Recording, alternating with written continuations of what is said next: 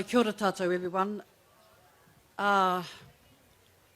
So I was thinking this morning, what would be really important to say, given the lineup of speakers, and I saw that my son-in-law Hirini was going to be speaking, and so I thought, well, that cuts out my first point, because my first point is this: honour your whakapapa. That's actually it. Just honour your whakapapa. Yeah. Because do you know, you are the descendants of geniuses.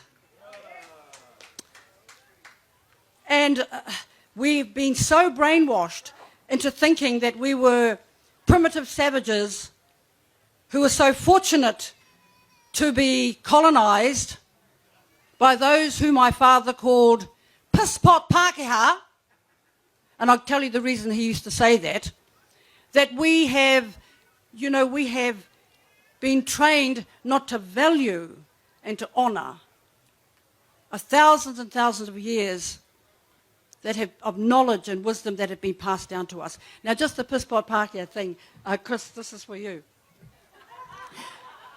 So I was asked, firstly I forgot, sorry. Congratulations, Ngāpuhi, and to the Taitokero. My goodness, a sea change is happening, and I believe it has been led by the North, and so it should be led by the North. The first tribe to be so heavily impacted by the colonisers. The devastation. I remember getting the book, someone sent it to me, it was called Ngāpuhi Speaks. Do you know, I couldn't read the blinking thing, I was crying too much. I thought, holy smoke. And the many times I came up here and was so mean to the Taitokero elders because I didn't feel they were being receptive enough to our radical ideas, not knowing that actually we were talking to deeply, deeply radical people. They just had a different way of expressing it. So Ngāpuhi, after a calamitous history with our colonisers, a devastating and traumatic experience, I believe there's a reason why you are one of the last iwi to be settling your claim.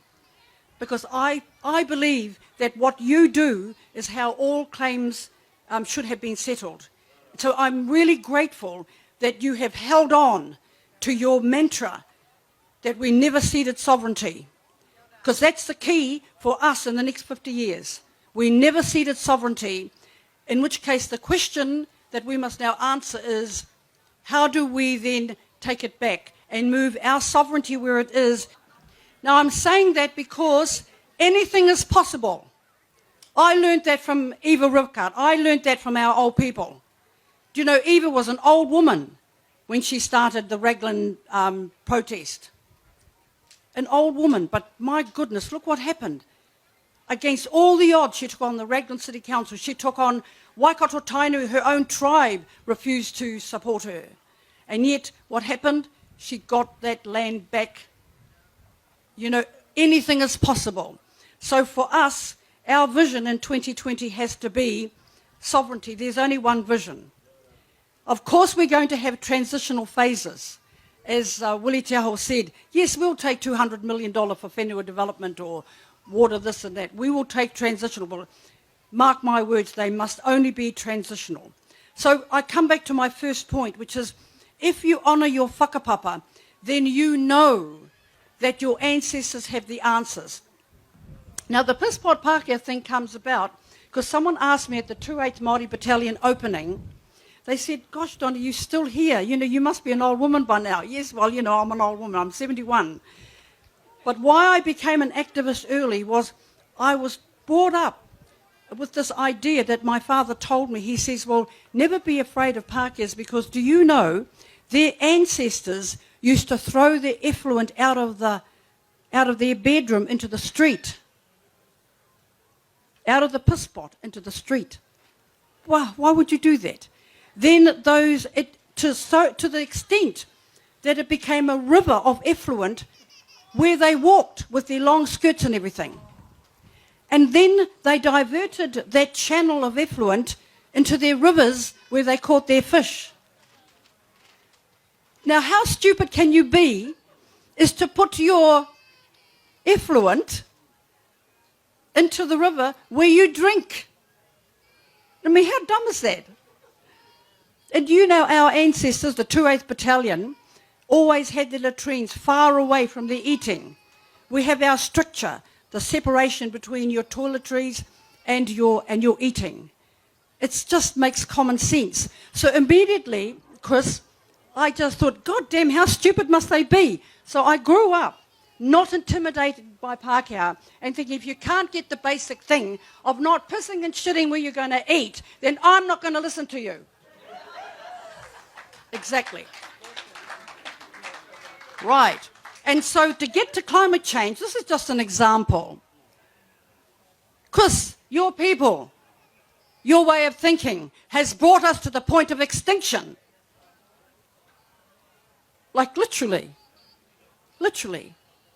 We're at a point now where we're having fires in Australia, around the Amazon, around Europe, even here in New Zealand. We've got rising tides. We've got the fisheries have moved south. For all our traditional mātauranga, like for Ngai Tahu, all of their traditional fisheries have moved south because it's warmed. You already have urupā in Kahungunu and in Arawa, where the rising rivers and seas meant that our urupā have now moved into the waters, and that is a calamity. All our marae who are on riverbeds, rivers and on the ocean are at risk. You've got in the north a crisis. I went to get fish and chips the other day in Kaikohe, and was it Percy? He said to me, I've got a notice from the council. He raced to the back and brought it, telling him that by June, if there's not enough water, he will have to close his fish and chip shop, his business, his family's livelihood, because there's not enough water. And these fools can't connect the loss of water, the change in our weather, to the fact that our planet is warming at a superhuman rate. It's not warming like it did in prehistoric years. It's warming accelerated.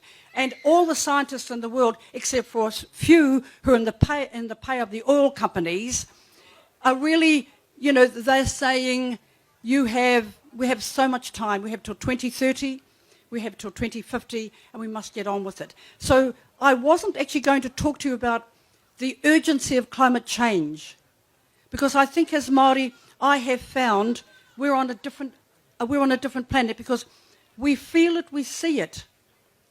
You know, our maramataka is changing as the weather is changing. And if you've been operating according to the maramataka and collective wisdom and the cycles of moon and the way the rivers flow and the way the winds shift for 1,000 years, and that's been passed down to you, and it all changes, in your family knows something is up.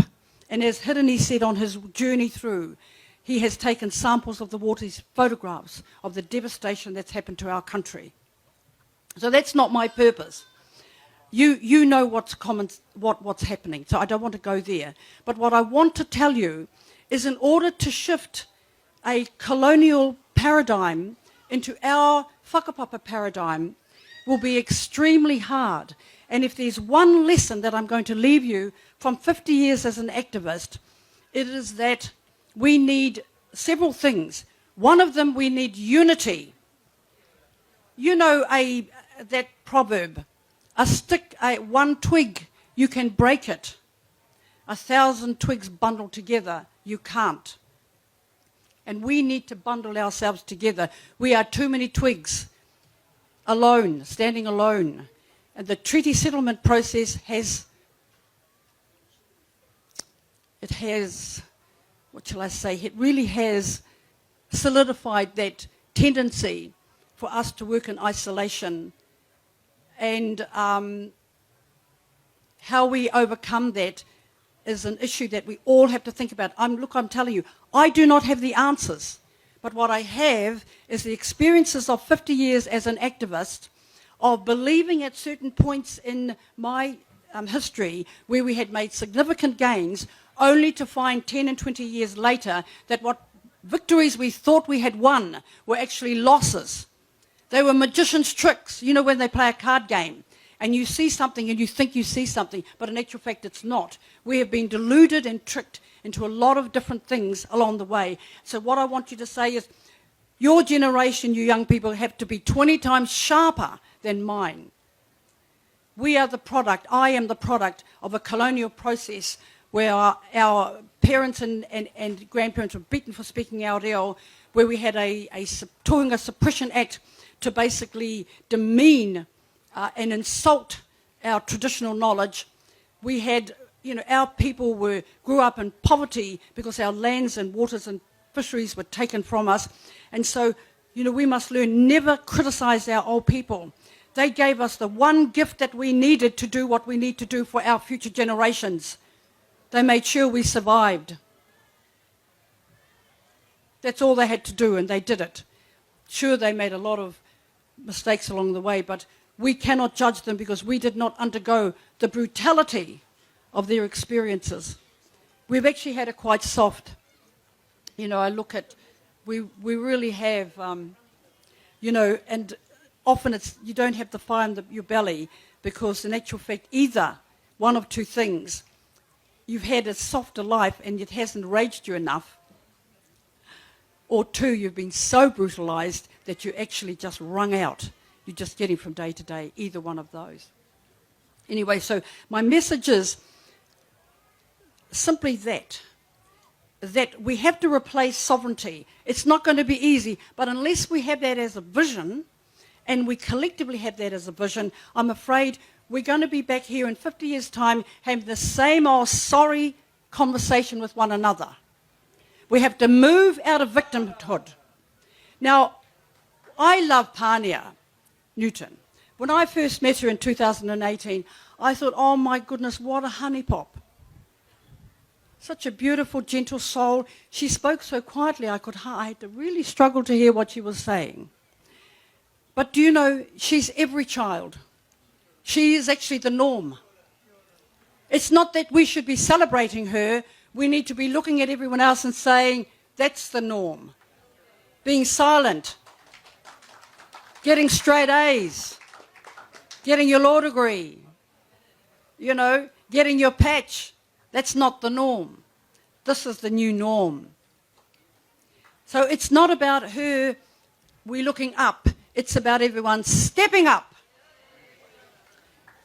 Now look, I've spoken at conferences and I went through a period of maybe 10, 15 years where I stopped doing them. Because honestly, it's a waste of time. Half of you are here to be entertained, or it's too hot out there, or you think, oh, they might say something interesting, or it might be, you know, whatever. You people are a waste of time. John Rangaho used to say to me, he said, always listen intently when a rangatira speaks, because every time they speak, they die a little. They are hastening their death. So they are giving you the gift of life. The least you can do is give them the gift of your ears. So I've given the gift of my life to many people, and they've gone away, you know, gotten a PhD, written it up, you know, written a few flash articles, become a lecturer, and that's it, thinking, oh, well, I've done my dash for Māoridom. No. We need to actually develop some measures of sovereignty and then start measuring our own performance against them. Now, the hiko is going to come along in a minute. So what I'm saying is, if you are in this room, and some of you are old and you think, oh, well, you know, I've done my dash, I'm old and I'm no good for nothing. Think of Eva. Think of Finna. God damn, she could hardly walk. And she led that hikoi. In 75, the end of that hikoi, it allowed Maturata. By the way, Ngapuhi, I want to see, or not Muri Whenua, his people. I want to see a statue of Maturata. His greatness has never been acknowledged by the North, let alone by the rest of us. Can we do something about it in 2021? The anniversary of the year that Hana Te Hemera And a group of us, about 20 of us, came up here for the first time and walked around that perimeter. And where Hannah did something that really changed the course of my life and changed the course of our nation. She ran alone through all the police, through all of the sailors, to pull down that flag on her own. A frail woman, 7 stone. She ran for it. God damn. And the vision of her doing that inspired me whenever I was terrified or feeling sorry for myself. I'd think of Hannah. And then later on I'd think of Wira, I'd think of Whina, I'd think of Eva, and all those amazing women. And it's not about us honouring them. We honour them by becoming them. So all of you old people here, I'm trying to look for you. You, Leo. Just remember, if when you think you've done your dash, think of Whina and Eva. It's never too old. And the young people are looking to you. They're looking up to you. And if you just sit there, lolling around watching Netflix, well, that's what they're going to do. So, let's move it. So now, what we're going to do is when the hikoi comes through, we're going to shut this down and go with them. Because let's do that. Let's do that. So when I get the signal, I'm going to just close it up. Oh, I've got ages. Oh, God damn. Okay, so I just want to now talk about an experience that I had in the last year. So, I used to be a child psychologist. I was the first child psychologist. And I worked in South Auckland and I saw things. I saw our children being uplifted. I saw them being taken away from their families because they were truanting, not even mischief. They'd be sent to Borstal on the basis of a psychologist report. All the social work it needed to do, didn't even have to go to court in those days. A child psychologist like me just had to sign the report and the child would be uplifted and taken away from that family until they were, I think, 15 or 17. I could not believe it. The second thing I noticed was that young boys whom I could see had that whakapapa genius. You just look at them, they're mischief as hell, and you know that they are going to be, they've got huge intellects. You just know it. And you're looking at them, and those blinking eyes are telling you you're speaking to an equal. 5 years old, and my God, I'm looking at you, boy, and God damn, you got it. And I'm thinking to myself, can't wait to see you when you're 20. And then when I see them when they're 20, after they've been just pulverized by the system, that genius has just gone. So to do something about it, I noticed that all of the people in those days making these decisions were Pākehā. I was the first one who had the power. And I moved heaven and earth to change it so that you had to go to court to get that power, to take it away from psychologists. All white, all racist, all redneck, really stupid people who were so arrogant towards Māoridom. Have you ever met a Pākehā who's so dumb you can't even be bothered? Well, I worked with them. And that's when I went through my poor me phase. Oh, my sorry ass had to drag myself to work with all my dumb Pākehās. But anyway, we managed to do that. We managed to shut down the social welfare homes. We had an inquiry, I think it was 1978, with Auckland Council on Racism and Discrimination. Now, what I'm going to say here is that what I learned was no change comes about unless it's made at Parliament and with the bureaucracy. So I started a business called Ihi Consultants. Because, ihi te wehe te mana, whoa. I thought, that's what I need. Give me some ihi, and I'm going to go down there and change those government agencies. We formed a business, me and the only other psychologist in New Zealand at the time, Maria Mariro. We went to Wellington. We worked with 33 government agencies. There were 36 at the time. We set up, I think, 27 Māori advisory units. We made a big mistake. But however, we thought there's only a few of us, at least if you've got your own advisory unit with their own budget, and we always did a 5-year budget, then we can leave you and you're in safe hands with a Māori group. So eventually we did that for a few years and we left. We thought, oh, well, they're on their way. Traffic, for example, Margaret Baisley brought us in. She had half a dozen traffic officers. When we left 5 years later, 36% of all traffic officers were Māori. So don't tell me you can't make change quickly. All you need is a vision and the mechanisms to do it. So I happily left the public sector. 1996, I went into Parliament. And I thought, oh, you know, things improve. They went from iPhone 1 to iPhone 5 to iPhone something, you know. Phones went from this big to that big. So you think things just will get better. Then last year when I got asked by Sir Mark and Dame Tariana to take on this role of Māori Climate Commissioner, and believe you me, I didn't know anything about the climate, that there was a crisis. The only reason they got me because I've got something that's very precious and hardly anyone has it. And in this whare, only Hone and I has it. And that is we have a swipe card that gets us into Parliament at any time of the night or day. We can go at 3 in the morning and we can get in. Pani, you want to take your hikoi through Parliament, 3 in the morning? Hone will let you in.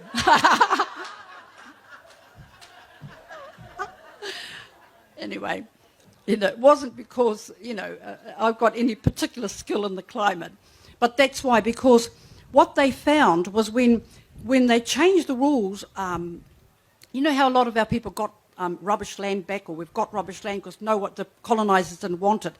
Turns out it's great for carbon farming. So a lot of our people went into carbon farming. A lot of Māori went into it. And a lot of money was going into their pockets when the price of carbon went up, I think, to $21 per tonne. So what does the government do? It allows the emitters, you know, the polluters, the oil producers and the farmers, to buy carbon credits from overseas at the cost of 50 cents. 50 cents from international versus $21 from the Māori down the road. And of course it wiped $600 million off the Māori economy. One swoop, just like that. So in order to prevent that happening, they asked me, and they couldn't get in to see ministers because they knew they were going to be told, you must look after Māori interests. We have a particular relationship with the environment. We want to make sure we are the most vulnerable, that our marae are going to be protected. We're going to be supported to be resilient. Our emergency responses, because we are always the first respondent, aren't we? Think of any crisis, whether it's in Kaikoura or burning, wherever. It is the marae that step forward. Do you know in Kaikoura, the 10 marae te Piringa of Wellington flew their whole team to Kaikoura to help them run their emergency response. They had it all up. They served 45,000 meals before Civil Defence got a single meal out. That's us. God damn.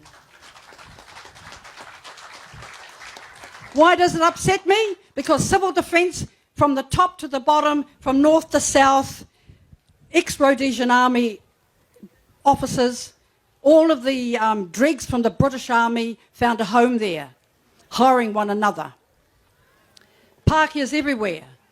And they cannot connect with our communities. The money, where is that money going? It's going to regional councils who put it over to some Pākehā group. Where's that money going to our marae? God, I got sidetracked because that really annoys me. So what I'm saying is that, you know what? We really are God's gift. We are an ancestral gift to the people of New Zealand, both in our relationship to our environment and the way we look after her and we connect to it and we're part of it, and also because of our manaakitanga, the way we can work together to look after people. It's unprecedented and undervalued and definitely underfunded. So anyway, this is why they got me in. That's my job, is to say, get on with it. So I have spent the last year meeting with ministers and with officials, and I just is what I'll say. I'm blinded by the whiteness. I'm blinded. I'm blinded by the whiteness in the room. Yeah. So when I walk into a room, I'll go into an electricity conference. It's a peak conference of electricity providers. They're all the big shots, all the chairmen and CEOs. Their assets are billions and billions. They run all of the electricity power in the country. I'm the only Māori there. I wasn't invited, but I heard about it. Yeah, well, you know. That's why Mark and Tari asked me, because I will not get in that room. I will not get in that room.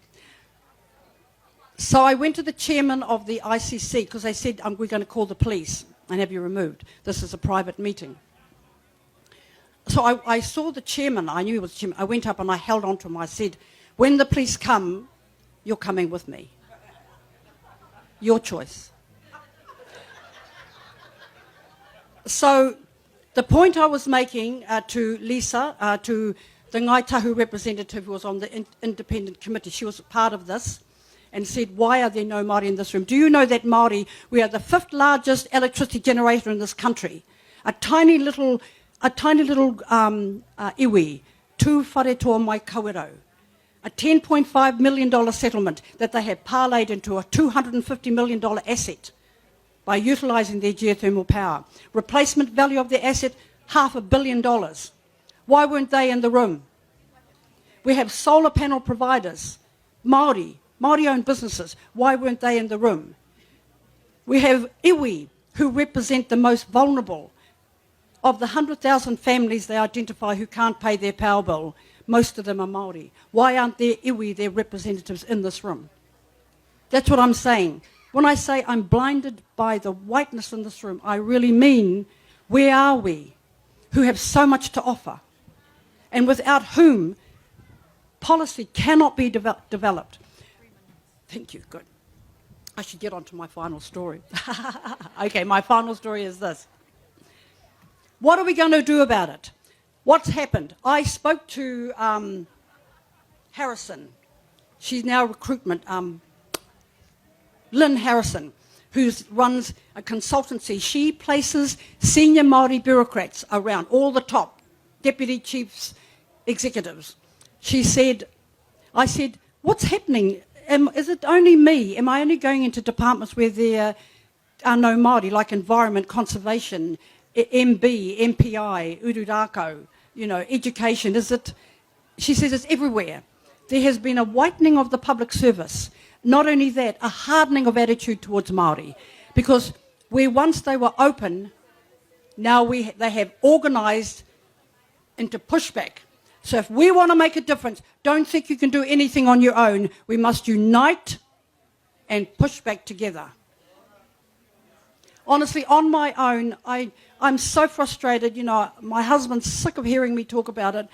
This has been the unhappiest year of my life, and I've had some pretty bad years. And that's because of my own sense of failure, my inability to get them to listen, to understand that we have answers that they are excluding, that we have people that can really help them do better for New Zealand, not for Pākehā, for Māori, for New Zealand. And so I've come up here. I'm heartened by the fact that Mere Mangu is the chairman of Ngāpuhi. Now someone said to me, oh, she this or that. I just said, God damn, she's better than the last one you put up with. Get over yourselves. And when I saw her, you know, I was sitting in the iwi chairs because I had to do something there.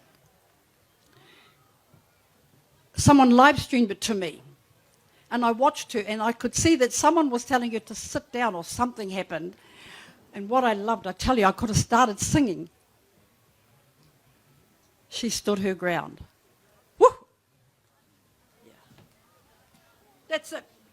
As far as I'm concerned, whatever other terrible things you do, Mere, you got my vote. Because all you have to do, as Pānia told us, as Hana told us, as Whina taught us, as Eva taught us, as Joe Hawke taught us, is hold your ground. Hold your ground. Okay. Anyway, okay, now, this is what we got to do. Okay, so now you all are part of Donna's army. Everyone in this room who heard the speech. Stop being useless. And I can say that because if you were not useless, you wouldn't bother coming to hear me. Because you'd have the answers. You think, I'm not wasting my time with that old woman. Is this. We need to unite. We need our iwi to get over themselves and start working together. Yes. Calm down. Get more women involved. I'm not saying that you men aren't fabulous because, hey, look at my husband. What can I say? But, the thing is that Maori men have been targeted since they were children, targeted to be uplifted from their parents, targeted to be picked on by the police, targeted by teachers so that they can't learn to read, targeted for being stupid, and when they're mischief and excitable, targeted for being disruptive in class and kicked them out. So Māori men, I'm saying to us wahine, we must put our arms around our men. Yes, they're violent, and yes, they can be a bloody hoha, of course. But unless we work with them and don't allow Pākehā to say it's us and them, no, that's not how the whānau works. As stupid as they may be from time to time, they will only get better if we put our arms around them and help them be better. But the other thing we've got to do is, woman, step up. Step up. Don't sit back there and say, oh, he's the whai kōrero man, that's what matters. Let him do the whai kōrero because they like that bit. What you've got to do is make sure that the economic and cultural future of the tribe, is that 5 minutes? Okay, is at its stake. So unity. Now, by this time next year, I'm hoping that things that we are doing, working with iwi chairs and New Zealand Maori Council, is going to bring us together and we have a different story to tell. But in the meantime, everyone, let's get marching.